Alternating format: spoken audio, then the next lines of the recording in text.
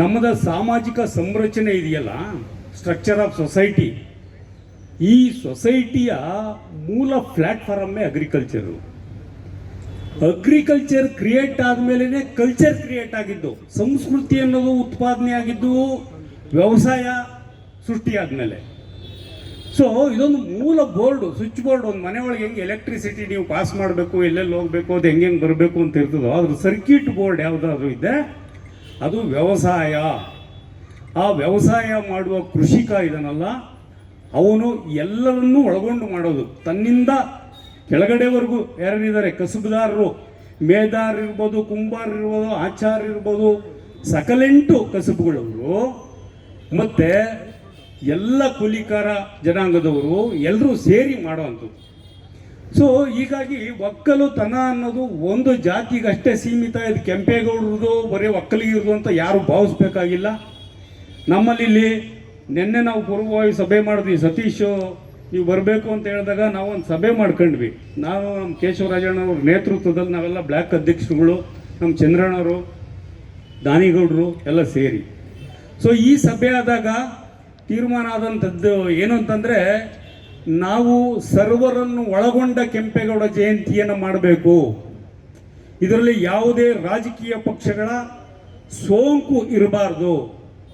ಎಲ್ಲರಿಗೂ ಸಮಾನ ಅವಕಾಶ, ಎಲ್ಲ ಲೀಡರ್ಗಳಿಗೂ, ನಮ್ಮ ಹಿರೀಕರು ಏನಿದ್ದಾರೆ, ಐಕನ್ಸ್ ಏನಿದ್ದಾರೆ, ಅದು ಯಾವ ಪಕ್ಷದಲ್ಲಾದರೂ ಇರಲಿ, ಅವ್ರಿಗೆ ಒಂದು ಸಮಾನವಾದ ಅವಕಾಶ ಸಿಗಬೇಕು ಅನ್ನೋ ಅಂಶವನ್ನು ನಾವು ತೀರ್ಮಾನಕ್ಕೆ ಬಂದಿದ್ದೀವಿ. ಹಾಗೆಯೇ ಕೆಂಪೇಗೌಡ ಜಯಂತಿ ಅನ್ನೋದು ಬರೀ ಮೇಲ್ಮುಖ ಚಲನೆ ಅಲ್ಲ, ಅದು ಸರ್ವರನ್ನು ಒಳಗೊಳ್ಳುವ ಕೆಳಮುಖ ಚಲನೆ, ದುಡಿಮೆಕಾರರದ್ದು. ಯಾವ ನೆಲದಲ್ಲಿ ದುಡಿಮೆಕಾರ ಮಕ್ಕಳುಗಳು, ಯಾವ ಸಮುದಾಯನಾಗಿರಲಿ, ಅವರೆಲ್ಲ ಉಳಿಬೇಕಾದ್ರೆ ವ್ಯವಸಾಯ ಉಳಿಬೇಕು. ಇವತ್ತು ವ್ಯವಸಾಯ ಅಳಿವಿನ ಅಂಚಿಗೆ ನಡೀತಾ ಇದೆ, ರೈತರ ಆತ್ಮಹತ್ಯೆ ನಡೀತಾ ಇದೆ. ಈ ವಿಚಾರದಲ್ಲಿ ನಮ್ಮ ಒಕ್ಕಲಿಗರ ಸಂಘದ ಅನೇಕ ಸದಸ್ಯರುಗಳು ಇಲ್ಲಿದ್ದಾರೆ, ಅವರು ಕೂಡ ಇದನ್ನು ಮನಗೊಳ್ಳಬೇಕು.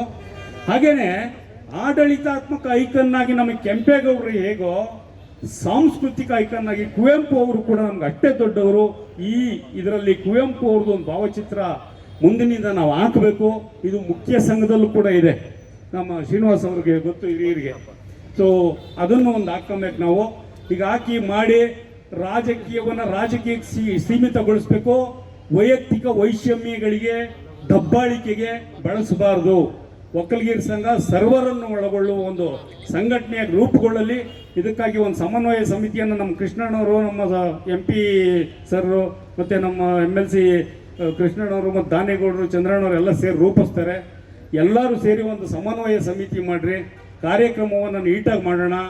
ನಾವು ಇನ್ನೊಂದು ಅಪವಾದ ಇದೆ ಒಕ್ಕಲಿಗರ ಮೇಲೆ, ದಲಿತರ ಮೇಲೆ, ಹಿಂದುಳಿದವ್ರ ಮೇಲೆ, ಇವರು ಕಿರಿಚಾಟ ಅರಿಚಾಟ ಹೆಚ್ಚಿರಿ ಸಾಂಸ್ಕೃತಿಕವಾಗಿ ಮಾಡಲ್ಲ, ಗಂಭೀರವಾಗಿ ಮಾಡಲ್ಲ ಅಂತ ಅರ್ಥಪೂರ್ಣವಾಗಿ ಮಾಡೋಣ.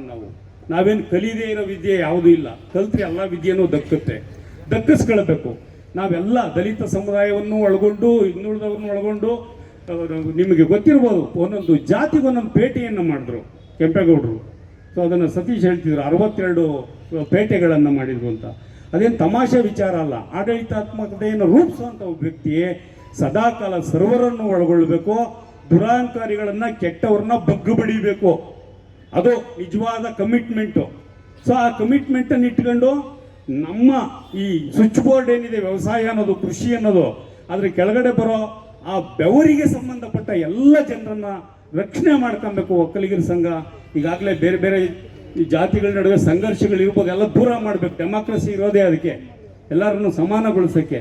ಒಂದು ಬಹುಸಂಖ್ಯಾತವಾದಂಥ ಯಲಹಂಕ ಕ್ಷೇತ್ರದ ಒಕ್ಕಲಿಗ ಜನಾಂಗ ತನಗಿಂತ ಕೆಳಗಿರೋ ಬೆವರ ಸಂಸ್ಕೃತಿಯ ಎಲ್ಲ ಜಾತಿಗಳನ್ನು ಒಳಗೊಂಡು ಹೊಸ ಸಮಾಜವನ್ನು ನಿರ್ಮಾಣ ಮಾಡೋಕ್ಕೆ ಸಾಧ್ಯ ಆಗುತ್ತೆ. ಅದನ್ನು ಮಾಡಿ ತೀರೋಣ ಅಂತ ಹೇಳ್ತಾ ನನ್ನ ಮಾತು ಮುಗಿಸ್ತೀರಿ. ನಮಸ್ಕಾರ.